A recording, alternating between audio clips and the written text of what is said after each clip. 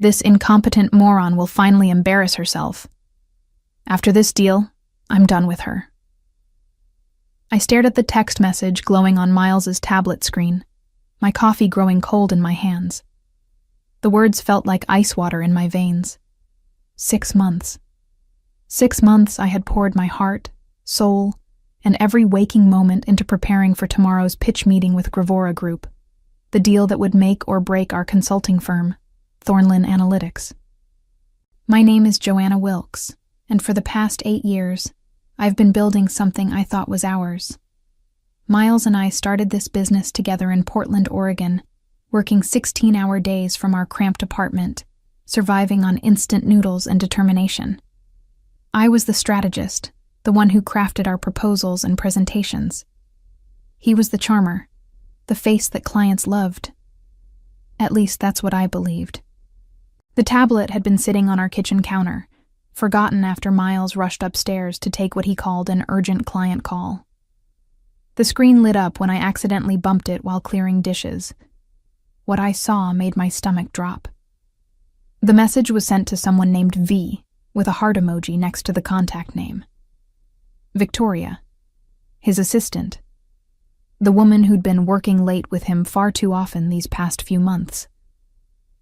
I scrolled up through their conversation, my hands trembling.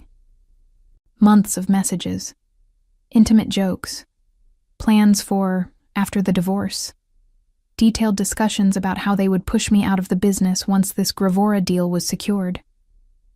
How he'd been telling potential investors that I was just the background support while he was the real brains behind the operation.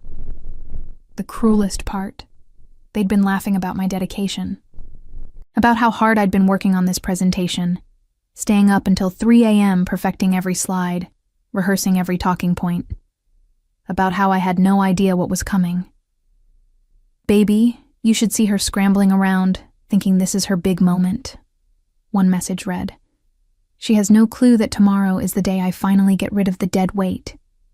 Victoria had responded with laughing emojis and a message that made my blood boil. Can't wait to celebrate afterward. Just you and me running the show. I heard Miles's footsteps on the stairs. Quickly, I placed the tablet exactly where I'd found it and pretended to be loading the dishwasher. My mind was racing, but my face remained calm. 8 years of marriage to a manipulator had taught me how to hide my emotions when I needed to. Everything okay down here? Miles asked, wrapping his arms around me from behind. His touch, which once brought comfort, now felt like a snake coiling around my shoulders. Perfect, I said, leaning back against him with a smile that could have won an Oscar. Just thinking about tomorrow. I'm so excited about our presentation. He squeezed me tighter. Our presentation. That's right, sweetheart. We're going to crush it together. Together. What a beautiful lie. The next morning arrived with deceptive normalcy. I woke at 6 a.m. as always, went through my usual routine of yoga and meditation, then headed to our home office to do final prep work.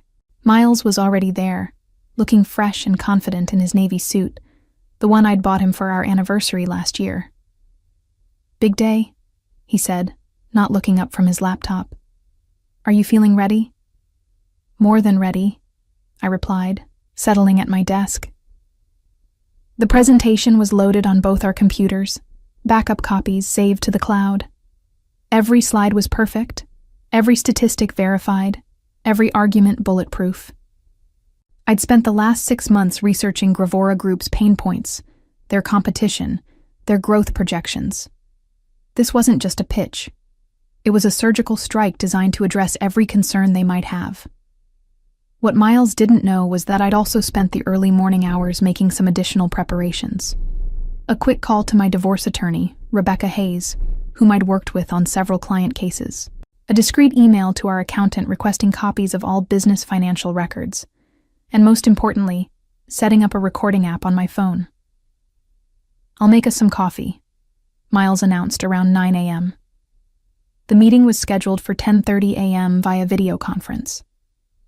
Gravora Group's leadership team would be joining from their headquarters in Seattle, along with their legal counsel and 3 potential investors. I watched him move around our kitchen with the same easy confidence he'd always had. He was handsome. I'd give him that. Dark hair with just enough gray at the temples to look distinguished, green eyes that could charm anyone, a smile that had convinced me to trust him with my heart and my future. But this morning, I saw him differently. The way he hummed while he worked. Was he actually happy about what he was planning to do to me?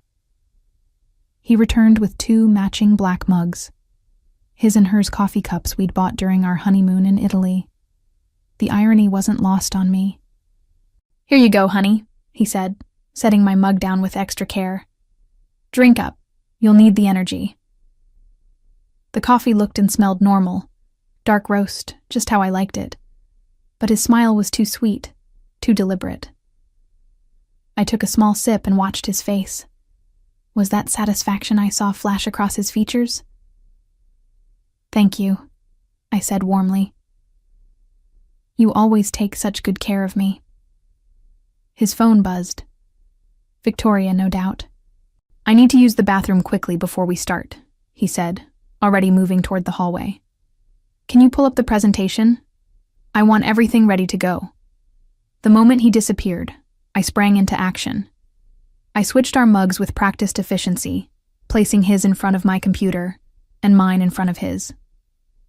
Then I settled back into my chair, pulled up the presentation, and waited. When he returned, he sat down without glancing at the mug, took a generous sip of what he thought was his untainted coffee, and smiled at me with perfect, oblivious satisfaction. The meeting was about to begin, and so was his downfall. At exactly 10:30 a.m., our computer screen filled with faces. Harrison Webb, Gravora Group's CEO, appeared in the main window, a distinguished man in his 60s with sharp eyes that missed nothing. Beside him sat Jennifer Coleman, their chief operating officer, and Thomas Rivera, their head of business development. 3 additional windows showed the potential investors Miles had been courting for months. "Good morning, everyone," Harrison said, his voice clear through our speakers. "We're excited to hear what Thornlin Analytics has prepared for us today." Miles straightened in his chair, his confident smile firmly in place. "Thank you for this opportunity, Harrison. Joanna and I have been working tirelessly to create something we believe will transform your operational efficiency." I noticed he emphasized Joanna and I, making sure to position himself as the leader. But as he reached for his coffee mug to take another sip, I caught something else. A slight tremor in his hand. "Interesting. Before we begin," I interjected smoothly, "I want to acknowledge what an honor this is. Gravora Group's reputation for innovation precedes you, and we're thrilled to potentially partner with an organization that shares our commitment to excellence." The investors nodded approvingly. This was exactly the kind of respect and professionalism they expected. Miles shot me a quick glance. Was that irritation? Or was the substance he'd intended for me already beginning to affect him? "Shall we dive in?" Miles asked, clicking to the first slide. "Our analysis indicates..." He paused, blinking hard. "Our analysis indicates that Gravora Group faces 3 primary challenges in the current market landscape." His voice was still strong, but I noticed he was speaking more slowly than usual. Harrison leaned forward slightly, his attention fully focused. These were sharp business people. They'd notice any sign of weakness or unprofessionalism. "The first challenge," Miles continued, "is operational redundancy across your regional offices. Our research shows..." Another pause. He rubbed his temple with his free hand while reaching for his coffee with the other. "Shows that you could achieve 18% greater efficiency through streamlined processes." I watched the investors' faces. They were listening intently, but I could see subtle signs of concern beginning to form. Miles was stumbling slightly over words that should have been second nature to him. "The second challenge involves data integration," I said, seamlessly taking over. "Your current systems operate in silos, which creates delays in decision-making and reduces your competitive advantage." As I spoke, Miles took another long drink from his mug. The irony was exquisite. He was essentially poisoning himself with his own treachery. But I kept my expression neutral, professional. This had to look natural. Miles, would you like to elaborate on the technical aspects? I asked sweetly. He blinked several times, clearly trying to focus. Yes, absolutely. The technical aspects they're quite complex, but essentially... His words were beginning to slur almost imperceptibly. Harrison's eyebrows rose slightly. In the business world, this kind of unprofessional behavior during a critical presentation was career suicide. And Miles was about to make it much, much worse. Miles? Jennifer Coleman's voice cut through the silence as my husband stared blankly at the screen, his mouth slightly open. 20 minutes had passed since the meeting began, and what had started as subtle confusion was now becoming impossible to ignore. I'm sorry, Miles said, shaking his head vigorously. There's something. He reached for his coffee again, taking another gulp as if it might clear his head. The substance, whatever it was working exactly as he'd planned it to work on me. The data integration challenges are significant. That was when Harrison Webb's expression shifted from polite attention to genuine concern. Mr. Wilkes, are you feeling all right?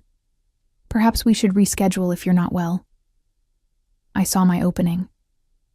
Harrison, if I may, I said, my voice calm and professional. Miles has been pushing himself extremely hard to prepare for this presentation. He was up until 4 a.m. last night making final adjustments. Perhaps I should take over while he collects himself. It was a masterful move.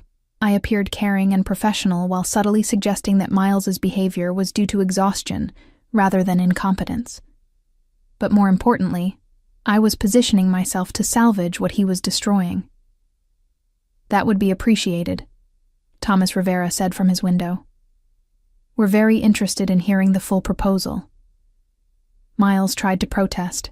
No, I'm fine. I can... But as he attempted to stand, he swayed slightly and had to grip the edge of the desk. The investors exchanged glances that spoke volumes. Please, darling, I said, standing and gently placing my hand on his shoulder. Let me handle this. You've done so much work already. To the camera, I added, I know every detail of this proposal as well as Miles does. We've been true partners in developing this strategy. What I didn't mention was that I had developed 90% of it myself. Miles had been the presentation face, but I'd been the brains behind every analysis, every recommendation, every innovative solution we were proposing. I smoothly transitioned to the next slide. As I was saying, your data integration challenges create a ripple effect throughout your entire operation. Our analysis of your Q3 reports shows that information delays cost you approximately $3 million in missed opportunities. Now I was in my element. This was what I'd been born to do. Take complex business problems and create elegant, profitable solutions. As I spoke, I watched the investors' faces transform from concern to interest to genuine excitement. Furthermore, I continued, clicking to a detailed chart I'd spent weeks perfecting, our proposed implementation timeline would have you seeing measurable results within 90 days, with full optimization achieved in 6 months. Harrison leaned back in his chair, clearly impressed.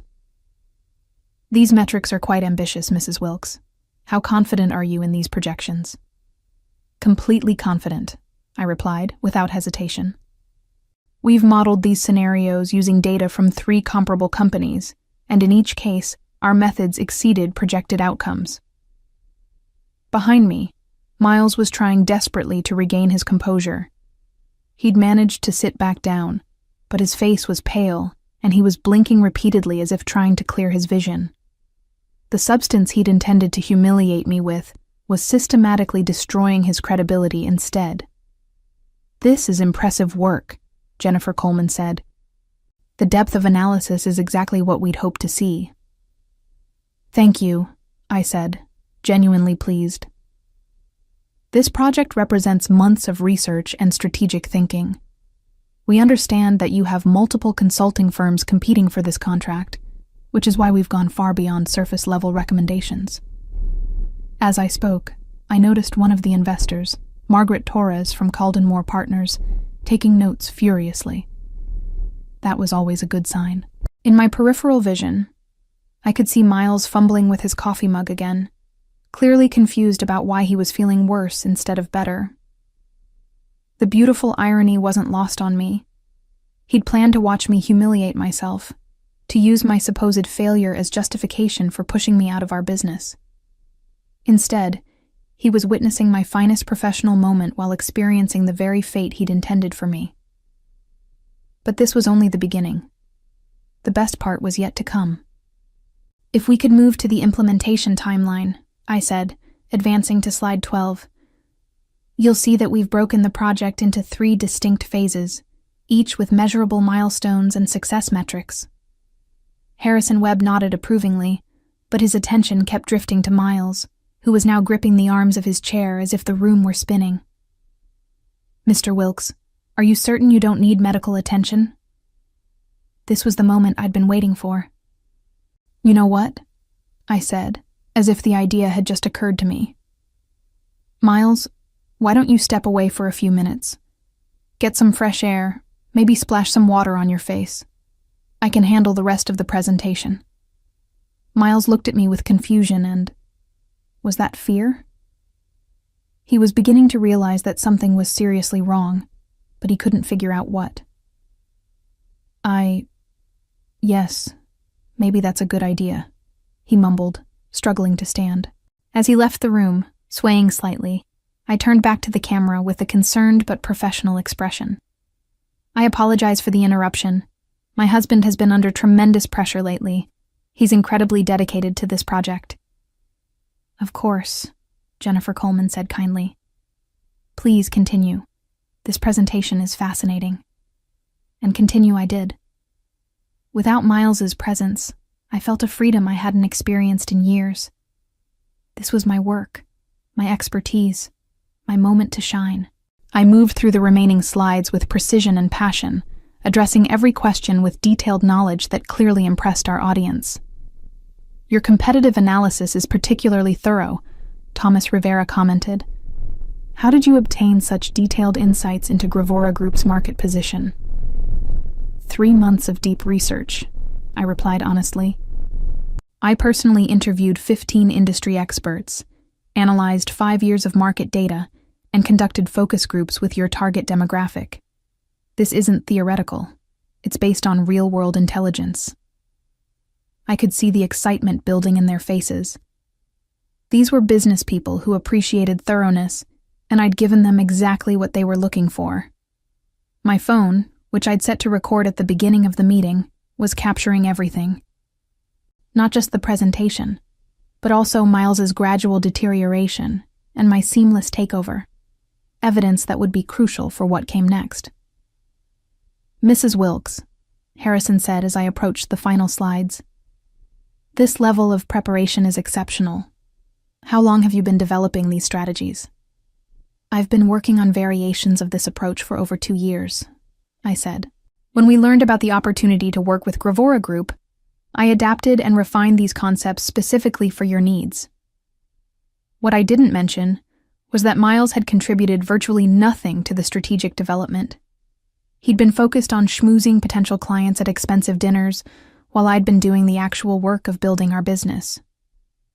"The financial projections are compelling," Margaret Torres interjected, "but implementation is where most consulting projects fail. How do you ensure successful execution?" I smiled.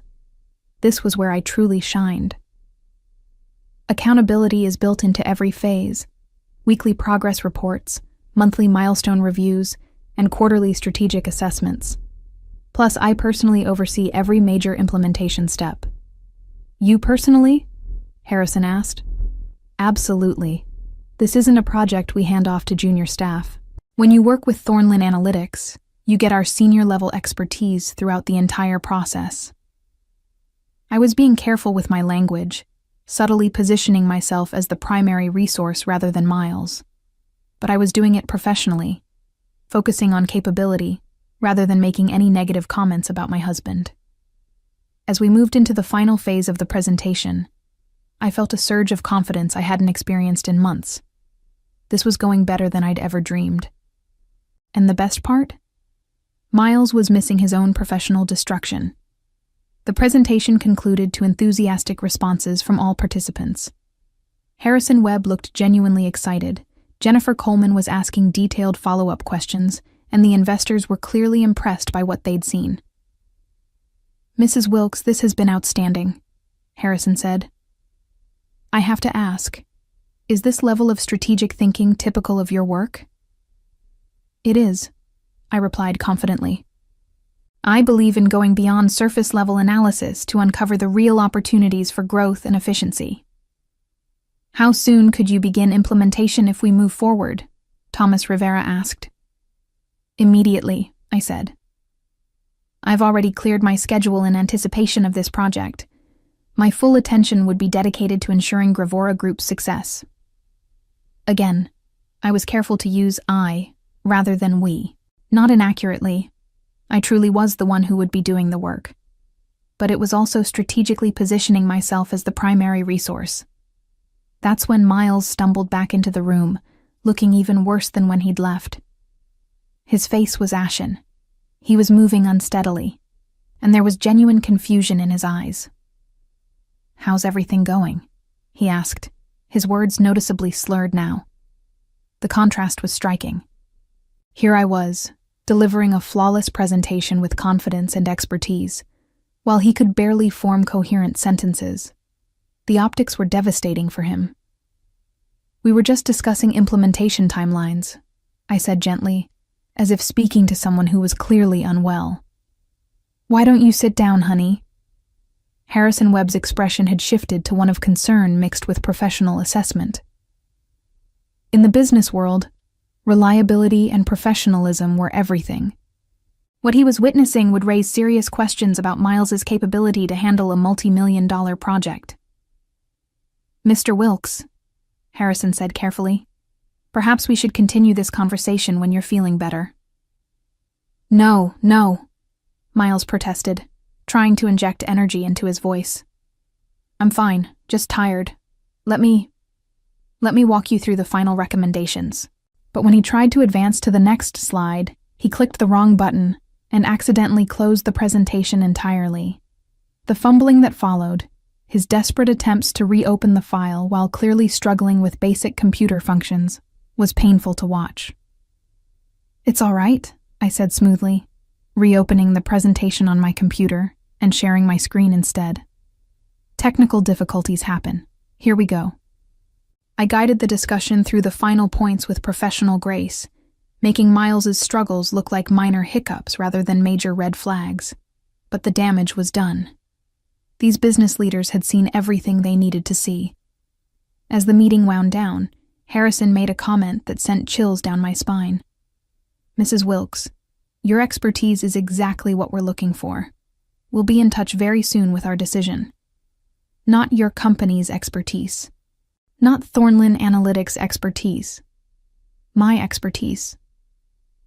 After we ended the call, Miles slumped in his chair, looking confused and exhausted.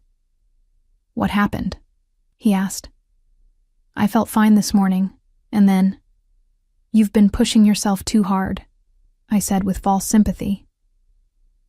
"Maybe you should go lie down. I'll handle any follow-up with the clients." As he struggled to stand and make his way to our bedroom, I sat alone in our office, contemplating what had just occurred. The meeting had gone better than I'd ever imagined. I'd not only salvaged what Miles had tried to destroy, I'd potentially secured the biggest contract of our careers. But more importantly, I'd documented everything. The recording on my phone captured not just Miles's deteriorating condition, but also his admission that he'd felt fine that morning before drinking the coffee he'd prepared. The trap he'd set for me had caught him instead. And now it was time to spring a few traps of my own. Within an hour of the meeting's conclusion, I was already implementing the next phase of my plan. Miles was upstairs, sleeping off whatever substance he'd intended to use against me, while I worked methodically to secure my future and expose his betrayal. First, I called Rebecca Hayes, my attorney. "Rebecca, it's Joanna Wilkes. We need to meet today. I have evidence of my husband attempting to drug me, plus documentation of his plans to steal our business." "Joanna, that's a serious accusation. What kind of evidence are we talking about?" "Audio recordings, text messages, and witness testimony from a business meeting where he inadvertently dosed himself with whatever he'd put in my coffee. Can you meet me at 4 p.m.? Next, I forwarded the screenshots I'd taken of Miles's text conversation with Victoria to my secure email account. Then I sent a carefully worded email to Harrison Webb. "Dear Mr. Webb, thank you for your time today. I wanted to follow up personally on a few details from our presentation. As you may have noticed, my husband seemed unwell during our meeting. This morning's incident has made me realize that I need to address some personal matters that could affect our professional relationship. I want to assure you that my commitment to this project remains absolute, and my ability to deliver results is in no way compromised by these personal circumstances. I'll be available by email and phone for any questions you might have." It was professional, but hinted at underlying issues without being explicit. Harrison Webb was shrewd enough to read between the lines. Finally, I called our business accountant and requested an emergency audit of all company finances. I need documentation of who contributed what to the business, including intellectual property, client relationships, and financial investments. By 3 p.m., I'd also visited our bank and opened a separate business account in my name only, transferring the funds I could prove I'd personally contributed to the company. The intellectual property rights were trickier, but Rebecca would help me sort through those. Miles was still sleeping when I left for my attorney meeting. I left a note saying I'd gone to run errands and would be back by dinner. Let him think everything was normal for a few more hours. The irony was delicious. He'd spent months planning to push me out of our business, thinking I was too naive and trusting to see it coming. But his own arrogance had blinded him to the most important fact. I'd built this company. I was the strategist, the researcher, the one who created the solutions our clients paid for. He'd just been the pretty face delivering my work. Now he was about to learn exactly what happened when you underestimated the woman who'd made your success possible. At 6 p.m., I returned home to find Miles awake, but still groggy, sitting at our kitchen table with a cup of tea. The irony of him drinking something I'd prepared wasn't lost on me, though this time it was just harmless chamomile. "Feeling better?" I asked, setting down my purse and affecting a concerned tone. "I don't understand what happened," he said, rubbing his temples. "I felt fine this morning, then suddenly I could barely think straight during the meeting. I probably ruined everything." "Don't worry about it," I said soothingly. "I managed to salvage the presentation. Actually, Harrison Webb seemed quite impressed with our work." Miles looked up sharply. "Our work?" "Well, the strategic analysis we developed together," I said carefully. "Though I did most of the talking after you started feeling unwell." I watched his face as the implications sank in. If I'd successfully completed the presentation, then his plan to watch me fail had backfired completely. But he couldn't figure out how or why he'd been the one to fall apart instead. "Did they say anything about moving forward?" he asked. "Harrison said they'd be in touch soon with their decision. I think we have a real chance." What I didn't mention was the email I'd received from Harrison just an hour earlier. "Joanna, after today's presentation, I'm confident that you're exactly what Gravora Group needs. Let's schedule a call tomorrow to discuss terms.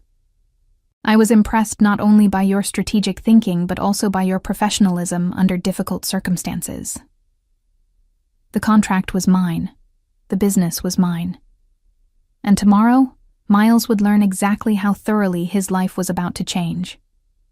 As we sat there sharing dinner, him still confused about his mysterious illness, and me quietly planning his downfall, I reflected on how poetic justice could be. He'd tried to drug me into professional humiliation. Instead, he'd drugged himself into obsolescence. The revenge was just beginning, but already, it was more satisfying than I'd ever imagined. 6 months later, I sat in my new office overlooking downtown Portland, reviewing the latest quarterly reports from the Gravora Group project. The results exceeded even my optimistic projections. We'd achieved a 22% efficiency increase and saved them $3.8 million in the first phase alone. The divorce had been swift and decisive. Rebecca Hayes had presented such compelling evidence of Miles's attempted sabotage and planned theft that his attorney had advised him to settle quickly.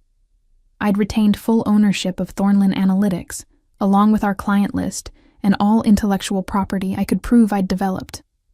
Miles had tried to contest the settlement, claiming he'd been drugged without his knowledge. But when the toxicology report revealed traces of a mild sedative, something easily obtainable but requiring premeditation to use, combined with his text messages plotting to remove me from the business, his credibility had crumbled entirely. Victoria had been terminated from her position the same week I'd forwarded her inappropriate communications with my husband to her professional licensing board. The consulting industry in Portland was smaller than most people realized. Her reputation was effectively finished. I'd expanded the business by 40%, hired 3 brilliant analysts, and secured 2 additional major contracts based solely on the success of the Gravora project. The company that Miles had planned to steal from me was now thriving beyond either of our original dreams, and it was mine alone. Sometimes, late in the evening when I reviewed my work, I thought about that morning 6 months ago. How he'd handed me that coffee with such smug satisfaction, so certain he was about to watch me destroy myself. How he'd never imagined that his own arrogance would be his downfall. The beauty of perfect revenge, I'd learned, wasn't in elaborate schemes or dramatic confrontations. It was in simply allowing someone's own malice to consume them while you stepped aside and claimed the life they'd tried to steal. Miles had taught me one final valuable lesson. Never trust someone who would poison your coffee. But more importantly, always make sure you know which cup is which. In the end, justice had been served in the most fitting way possible. He'd drunk deeply from the cup of his own treachery, and I'd inherited everything he'd thought was his. As I looked toward the future, I couldn't help but smile at how perfectly the tables had turned in my favor.